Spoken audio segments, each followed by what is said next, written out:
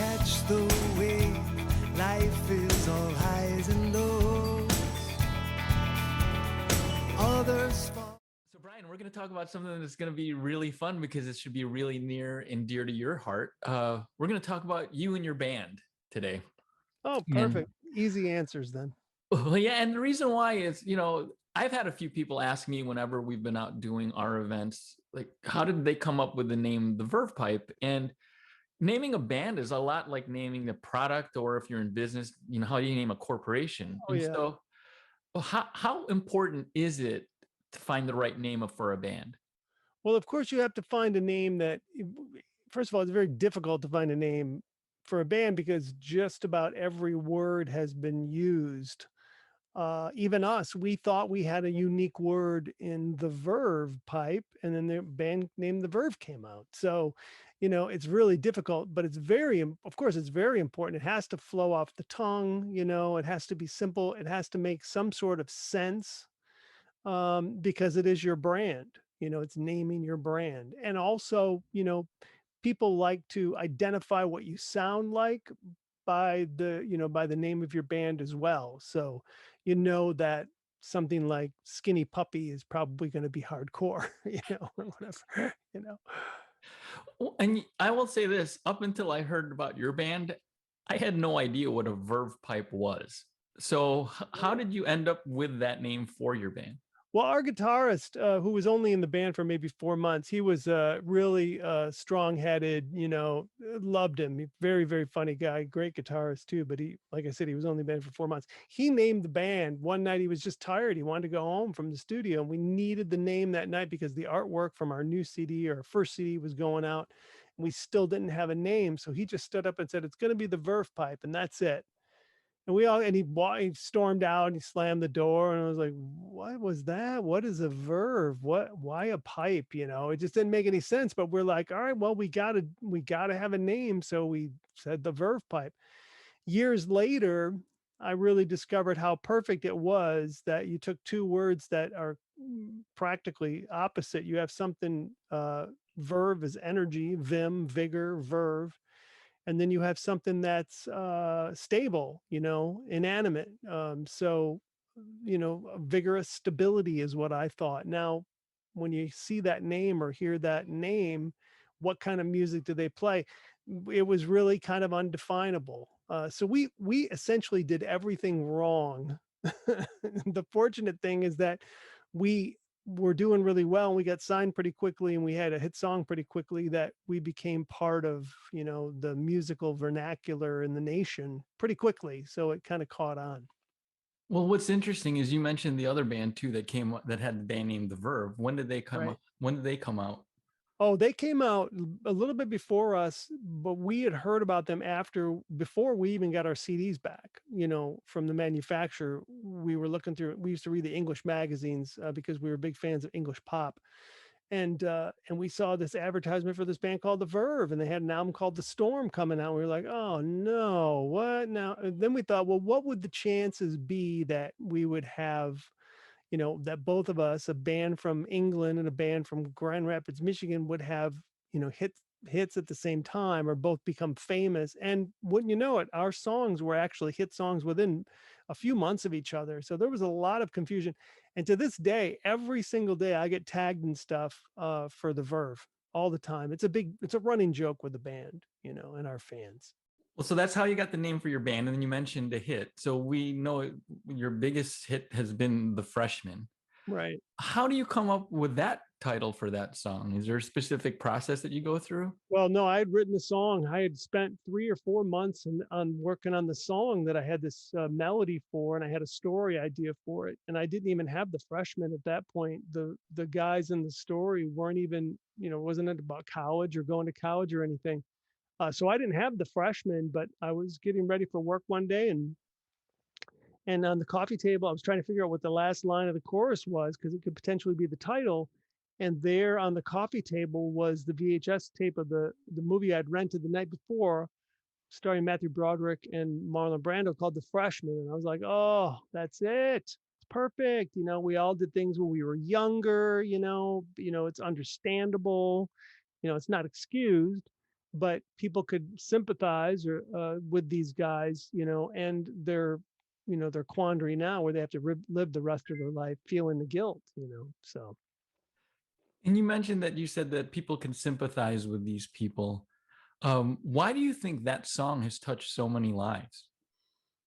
Well, I think we're all freshmen at some point. I think everybody's a freshman, whether you're a freshman in a new workplace, whether you're a freshman in college, whether you're a freshman in high school, everybody can relate to being a freshman. And I think that stuck with people more than anything because, I would see and still do see every graduation time, every graduation period, kids singing the song at the top of their lungs, not knowing, that the subject matter is very dark, and yet they're singing it very joyously because they're freshmen. So, that's another thing that's why what the importance of the title, is, the fact that, a lot of people can relate to it. So I'm sure that's why why it resonated with so many people.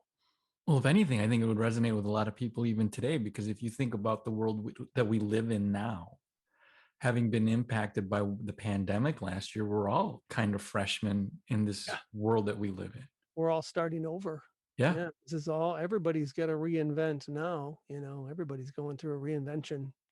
Yeah. And I think that's what I think a lot of people can keep in mind is that, you don't stop at being a freshman. You go and then you go sophomore, junior, senior. There's a progression that happens. And I'm hoping that out of this, people are inspired by the fact that we're talking about your song, because after that, you just didn't stop. But it was difficult for you though, right? To follow up on the freshman. The difficulty is in finding a subject matter that can, again, resonate with a lot of people. And that's very difficult to do. Is that what people call the muse in the business? Is that?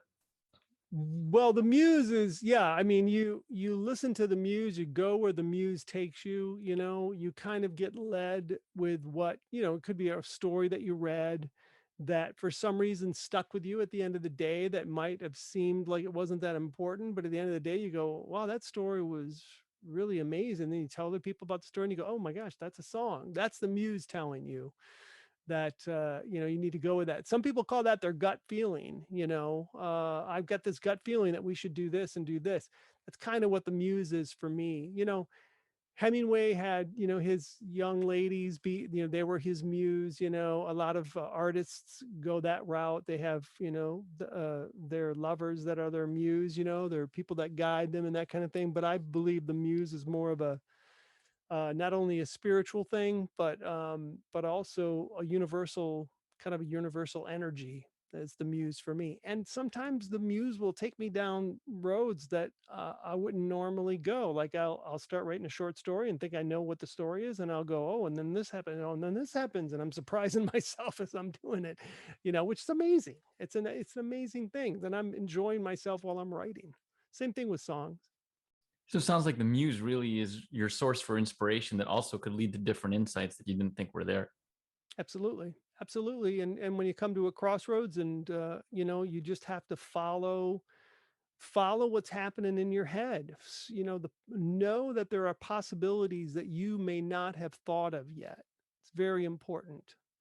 And just go with it, and that's how I've continued to write songs all these years. And I very rarely have any kind of writer's block, knock on wood. And in those rare instances that you do, though, those are like those missing puzzle pieces, right? When you found the title for the I always look at it. I talked to Jeff Daniels about this too. We come from a similar place. We did an album together. Jeff Daniels, the actor, and we talk about the same thing. He does the same thing. You've got a puzzle, and you're missing a few pieces. A line here, a line there, a line here. Sometimes that line will rhyme. Sometimes it doesn't have to rhyme. Mostly he rhymes, and mostly I rhyme with our stuff. But as you go through your day, you look for that puzzle piece, and then you don't find it, and then a week later you go, oh, there's that thing that will fit in that one song I was working on last week, even when you're not working on that song. So again, got to pay attention to the muse, to the energy, to little gifts that are given to you as a writer. And so speaking of that, has the muse inspired you to reinvent the freshman over this time, over the last Oh, 30 years? sure. And I'll tell you how it happened. It was years ago. I was at a I was playing a show and I had a string break right before I was going to play the Freshmen. And I was like, and I was already flustered. It wasn't a particularly good show. And I didn't have a string with me on stage. I have one guitar. Anybody that knows me, my band members roll their eyes at me because I'm ill prepared. But I don't have an extra guitar or anything on stage with me. And so I just sang it. I sang it. I kind of beat my chest a little bit, and oh my gosh, the crowd loved it. And I did it like that for a long time. And then, after a while, you kind of get tired of that and you want to do something else. But yeah, that's how my reinvention of the Freshman happened. Again, circumstances kind of out of my control. Well, you can't drop that info about how great that song was, your acapella version of the Freshman, and then not do it for us, right? So Oh, yeah. Oh, you want to hear an acapella version? yeah, we need to hear your reinvention of the Freshman. All right. I'm happy to do it. When I was young, I knew everything. And she, a punk who rarely ever took advice. Now I'm guilt-stricken, sobbing with my head on the floor. Stop a baby's breath and a shoe full of rice. No, we can't be held responsible, 'cause she was touching her face. I won't be held responsible. She fell in love in the first place. For the life of me, I cannot remember what made us think that we were wise and we'd never compromise. For the life of me, I cannot believe we'd ever die for these sins. We were merely freshmen. My best friend took a week's vacation to forget her. His girl took a week's worth of Valium and slept, and now he's guilt-stricken, sobbing with his head on the floor. Thinks about her now, how he never really wept, he said. We can't be held responsible, 'cause she was touching her face. I won't be held responsible. She fell in love in the first place. For the life of me, I cannot remember what made us think that we were wise and we'd never compromise. For the life of me, I cannot believe we'd ever die for these sins. We were merely freshmen. Hey, yeah, yeah, yeah, yeah. Hey, yeah. Hey, yeah, yeah, yeah, yeah, yeah, yeah. We've tried to wash our hands of all of this. We never talk about lack in relationships. How we're guilt-stricken, sobbing with our heads on the floor. We fell through the ice when we tried not to slip, we'd say. We can't be held responsible, 'cause she was touching her face. I won't be held responsible. She fell in love in the first place. For the life of me, I cannot remember what made us think that we were wise and we never compromise. For the life of me, I cannot believe we'd ever die for these sins. We were merely freshmen. For the life of me, I cannot remember what made us think that we were wise and we never compromise. For the life of me, I cannot believe we'd ever die for these sins. We were merely freshmen.